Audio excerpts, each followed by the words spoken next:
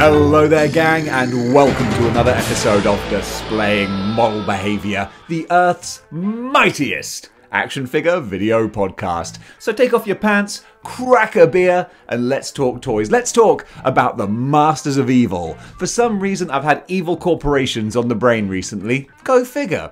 And none are more evil than the Masters of Evil. The clue is in the name. But there are so many different members who have owned membership to this group at one different point. We could do a list of like the top 100 members of the Masters of Evil and it still wouldn't be entirely inclusive. In fact, I might do that. I do love a good list. But I want to focus on what I consider the most iconic iteration of the group. Run by Helmut Zemo, son of the original Baron Zemo. You might be more familiar with him from the MCU and from Civil War and Falcon and the Winter Soldier. That Helmut Zemo. He made his own Masters of Evil, and there is a classic story where they launched an assault on Avengers Mansion and they nearly took out the Avengers. It was a badass story. I might do it as told by toys because that's a fun one. But this is how to build the Helmut Zemo Masters of Evil. And folks, it's going to be a fun one. So first up, we've got Yellow Jacket. And Yellow Jacket, we need a new one, but we do have a Toy Biz Yellow Jacket, although actually he came out right around that time frame where Toy Biz was changing over to Hasbro. I think he's Toy Biz, but I'm going to fact check myself just to double triple check. I used to have this figure, but I eventually let him go because he's on that very sort of skinny, weird kind of body where I'm like, nah, you do not look like a modern Marvel legend, although he does hold up okay. The Yellow Jacket design is super fun with just the bright yellow and black that stands out really bold and the huge big shoulder pad thingies, the bug eyes and the antenna. He looks really cool. I have a sneaking, inkling suspicion we are going to see another Yellow Jacket at some point over the next couple of years. But still, the only one that's really in existence is that old Toy Biz one. So if you want this classic Masters of Evil, you're going to have to go old school. Fortunately, he's not in particularly high demand, so you can pick him up on eBay for probably about, I don't know, about 10, 15 bucks. He's an easy one to find. And I hope you enjoyed finding a cheap, easy Marvel legend, because now we have the Wrecking Crew. And oh my goodness, these guys, they don't come cheap. And it's such a shame because I love everything about the Wrecking Crew. First of all, the name, the Wrecking Crew. It just sounds badass. I'm an old school wrestling fan. AWA, there was the Minnesota Wrecking Crew. It just sounds wicked. I was once booking a promotion. I made the East London Wrecking Crew just because the freaking Wrecking Crew just sounds wicked. But these guys are hard to find. You can normally buy them like all four together. People tend to sell them on eBay, but you're looking for about 200 bucks for the whole set, at least. Some folks are charging more. I'm hoping, wishing, that we're gonna get some new re-releases of these figures. But a bit of a shame might be the fact that these older ones, they're big, they're beefy. This is back in the good old days when a lot of plastic was pumped into these action figures. So the old Masters of Evil, the old Wrecking Crew, they look really big and imposing. So the Wrecking Crew members, of course, you've got Bulldozer. And Bulldozer is actually, he didn't come out with the original three. He was released afterwards. So he's got a slightly more modern kind of buck that he's on. But he still looks wicked with the Juggernaut style helmet. I really love that guy. Then, of course, you've got the other three who came out at the same sort of time. Pile Driver, Thunderball, and the Wrecker. And these three together, they make such an awesome, formidable looking team. Then you throw Bulldozer in there as well. The Wrecking Crew are badass. I could go on so much more about them, but I won't. But all I'm saying is, Hasbro, give us some new Wrecking Crew. Then we actually have a figure who you should be able to get super easy, barely an inconvenience. It's Whirlwind. Whirlwind is pretty easy to find, and the figure is fun. It's silly, and Whirlwind, I like my D-list villains, and he is definitely a D-list villain. I still have the action figure, I think, but I have put him up for sale because I'm like, I don't need him because he's not essential. But with his silly Juggernaut type cone head helmet, he's fun. And the fact that he's got these blades on his wrists where actually if you move his hands he would slice his hands off, like, it's not a good design. It's really not a good design. But Whirlwind, an iconic Iron Man villain, always in there with the Avengers and easy to get hold of. So Whirlwind, at least, once you've spent a fortune on the Wrecking Crew, your wallet can relax because Whirlwind, that's an easy one. Then we got Titania, and Titania, where is she? We don't have a Titania action figure. We might have a super old Titania, but that's like we're going way, way back. We need a modern one. I made a dumbass mistake a while ago because I had the Absorbing Man and I thought, well, I want the Absorbing Man and his girlfriend. And then I saw that there was a Thundra figure. And my brain was like, oh, Thundra, big, scary looking lady, got a little wrecking ball. That must be the Absorbing Man's girlfriend. So I got her and then someone was like, no, that's Thundra. You're looking for Titania, different scary lady. And I was like, ah, dang it. Thundra's got weird, derpy looking face, and that was a figure that I just made a mistake on. But hey, you live and learn. Even experts like myself, experts in the field, make stupid mistakes. So Titania, we need a new one because she's really prominent in the comics at the moment as well, in the Immortal Hulk show and Gamma Flight and all these different series. So Titania, give us a new one because we need her. And Absorbing Man needs her. Now the next one is a really fun one.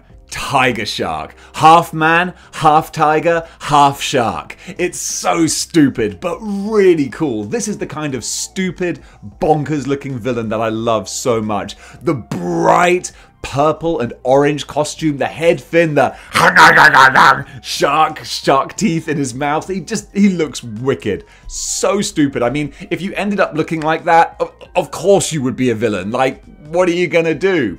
And Tiger Shark was never a hugely in-demand figure, but he is quite old now, so he's not that easy to find, just because I think he probably wasn't made in a huge volume and there wasn't a big demand for him. But if you go onto eBay, you can normally find a Tiger Shark, or the Facebook groups. I see him popping up occasionally, never for a bargain price, which is why I never got him, because it's like I would only really want him if I could get him super cheap.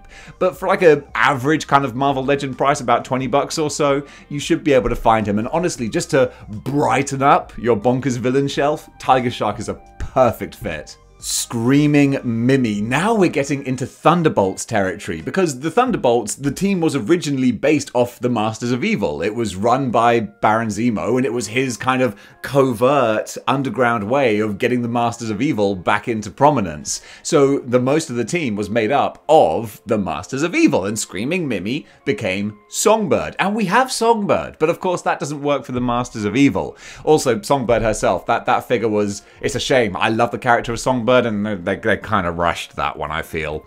But an old school Screaming Mimi, that would be fun. Imagine if they did a 2-pack with Screaming Mimi and then a better Songbird. They wouldn't. That's just fantasy booking on my part. But Screaming Mimi has a really fun look. I don't think we're ever going to see her. I would be really surprised. But still, it would be egregious of me not to mention.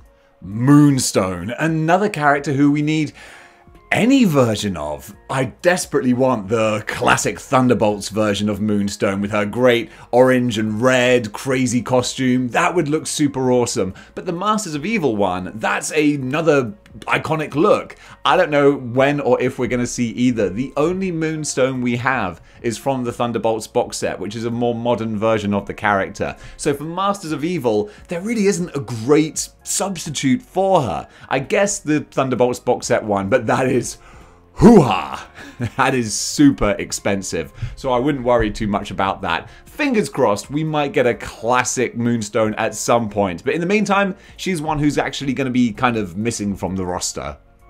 Now we've got one we can add to the shelf. Mr. Hyde. Ah, that Build-A-Figure, man. That is a badass Build-A-Figure. I was a big fan of it. Huge, big, hulking with the terrifying looking face. Mr. Hyde, very, very cool, and a perfect Masters of Evil member, because I love, like any super team, you need different people to fill different roles, and Hyde is great because he's a bruiser, but he's smart as well, very cunning and very evil. That's kind of an important thing with the Masters of Evil. You got to at least be slightly evil, and Hyde definitely fits the bill. And because the Build-A-Figure only came out about a year ago, he's not that hard to find, so if you want to add him to your collection, build your Masters of Evil, he's a perfect fit for that. And another super easy one, Grey Gargoyle. I think I literally just sold him because, again, I'm just trying to thin out the collection a little bit. But this is a fun figure because he's very different from any other ones that we've had. He's made of a different kind of plastic with glitter in it to give a kind of a marbly, glittery kind of look to the skin, to the texture. Really, really fun. No accessories with him, but with a face like his, do you even need one? He's got the little raccoon burglar mask. Why? What? I love the idea he's wearing a mask to disguise his identity. Yep, no idea who that could be. So he's a really fun, ridiculous, bonkers character. Very easy to find. I think he came out in the Captain Marvel wave, which might be like the lamest wave Hasbro have ever made. Stop me if I'm wrong. Kree Sentry Army Builder type builder figure. Why? Who asked for that? Says every YouTuber in the world. But seriously, who asked for that? So yeah, Grey Gargoyle. You can pick him up super easy and a super fun figure too. Now Goliath. And Goliath, that's a difficult one because we don't have any Goliath figures because he's a big dude. I don't think they're going to make a deluxe Goliath because I think they probably wouldn't have thought he would sell very well. I mean, you can get away with deluxe figures for popular characters, but Goliath maybe is a bit too niche. Then again, we got a deluxe MODOK, but MODOK's had some prominence recently. It's a tough call. Obviously, I want Atlas. I want the Thunderbolts version of Goliath, the more heroic version. Thought the Atlas costume was cool. We gotta complete that Thunderbolts team eventually. It will happen. It will happen. And when we do, maybe we'll get a Build-A-Figure or a deluxe version of Atlas. In the meantime, though, this is one that sadly is probably going to be missing from the collection, which is a shame actually, because when they did the whole Avengers Siege storyline, he had a really prominent standout moment there, but I don't think we're going to be able to represent it. Not anytime soon. The next one is a Thunderbolts character, again, the Fixer. Where is he? We haven't got an evil version or a Thunderbolts version who is also kind of evil. I like the fact that in the Thunderbolts, some of them turned to being heroes and others were like, no, we're villains. We're sticking to the plan. We're going to rule the world. That was the Fixer. So he eventually did kind of turn. It's nice. Complex characterization. Go figure. So I would love the Thunderbolts version. We will get that. I'm sure we're going to get that eventually. But in the meantime, a Masters of Evil version would be really fun because I just want to build out that team or at least see that team built out. I'm not building it myself, but I love just to see things created. It's very satisfying to me just to see on a spreadsheet like, ah, they're all there. Place for everything, everything in its place. So yeah, come on Hasbro, give us a Fixer. We need to complete this team. Speaking of completing teams, the Serpent Society. Hasbro, you kind of gave up on the Serpent Society. We got about 5 members or so. We had Constrictor, we had Copperhead, Cottonmouth, King Cobra, Bobby Joe, Billy Sue, Zinglebert, Bengaldatch, but we don't have any more, and we need Black Mamba. Because again, it's a cool character, kind of stupid, but also kind of cool, and I like that stupid cool combination. That's pretty much what I go for on this channel. Don't normally make it to the cool stakes, but stupid, man, we got that in spades. So yeah, come on, not only sort us out with Black Mamba, Hasbro, but give us the rest of the Serpent Society. Come on, you know we'll buy it.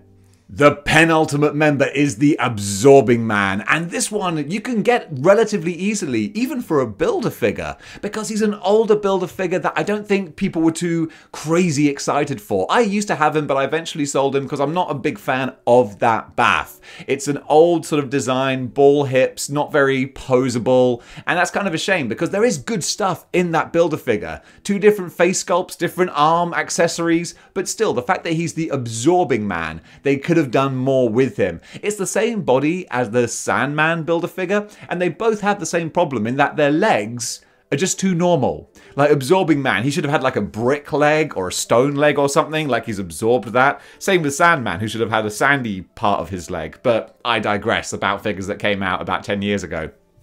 Still, Absorbing Man, absolute charter member of the Masters of Evil. Especially if they give us a Titania, put those 2 lovebirds together, well, that's just sweet. So yeah, Absorbing Man, definitely essential, and not too hard to find either, so have a look out for him. And finally, the leader himself, Baron Helmut Zemo. We got two different figures to choose from, and I love both these guys. So we've just had released the classic Baron Zemo, and I cannot wait to get my hands on him. He hasn't been widely released in the UK yet, or released at all. But I can see that on YouTube, various people over in the States are doing reviews of him. So he is out there. I've got mine on pre-order. Cannot wait to add him. He's going to go right with my Thunderbolts. Such a cool looking character. But there is also a modern version of him too, and the modern one is great. He's got the gun belt sort of strap around his shoulders. He's got the tunic look. It's a much more modern take on Baron Zemo that looks awesome. I eventually sold mine because I wanted the classic. I love my classic version of Zemo, but either flavor you want to get will just fit that role perfectly. I think that chances are, since the classic one is coming out, the second-hand price of the modern one might go down a little bit because he is quite expensive. But whichever one you want to go for will be a perfect leader for the Masters of Evil. And folks, that does it for my rundown of the most classic version, I feel, of the Masters of Evil. What do you think? Who are your favorite Masters of Evil members? And more to the point, do you want to just see a huge, big, crazy list of all 100 members? That could be kind of fun. Possibly stay tuned for that video. But folks, thank you so much for watching, and until next time, keep displaying model behavior.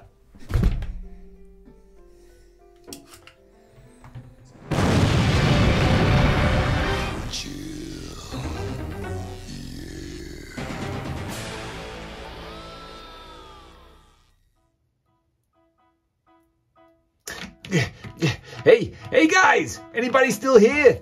I missed the bus. It's me, Blackout. You remember Blackout? I do the thing. We did the Avengers Mansion gig. Anybody? Blackout? Ah, jeez. No one remembers Blackout. I bet Dave didn't even include me on the list. Schmuck. Oh well, while I'm here, hello folks. It's your old pal Blackout. You know, if you like this video, then be sure to smash the like, share, and subscribe button. And if you want to go one step beyond, then go join what's it called? Patreon! That's the one. I nearly forgot my own lines. I'm sure Schmuck, though. That should be the Schmucks reunion. I'll be on time for that one. Not Dave, though. You know why? Because he's a schmuck. Anyway, go join Patreon, you bunch of schmucks. I'm getting out of here. This was a stupid video.